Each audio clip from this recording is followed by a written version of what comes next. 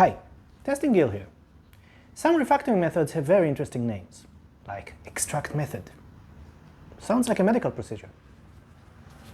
Anyway, you've probably done it a couple of times. And when you do, you take a bit of code and create a function out of it. No matter what you're trying to do, avoid duplication, expose or hide part of the code, you made that code better. It's like magic. But have you ever thought about what's going on in your mind while you're extracting? Here are a couple of ways your mind helps and encourages you to improve your code.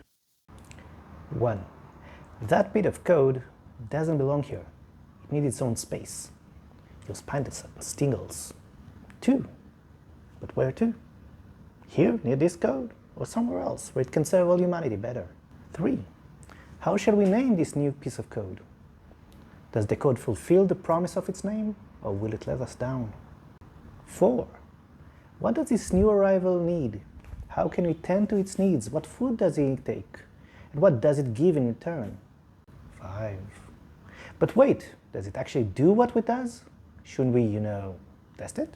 Having answered all these questions, we quickly create a new method that does exactly what we need it to do. Not bad for a couple of keystrokes, right? Hey everyone, if you enjoyed this video, be sure to like, share and subscribe for more. Thanks for the support, and remember, live long and test.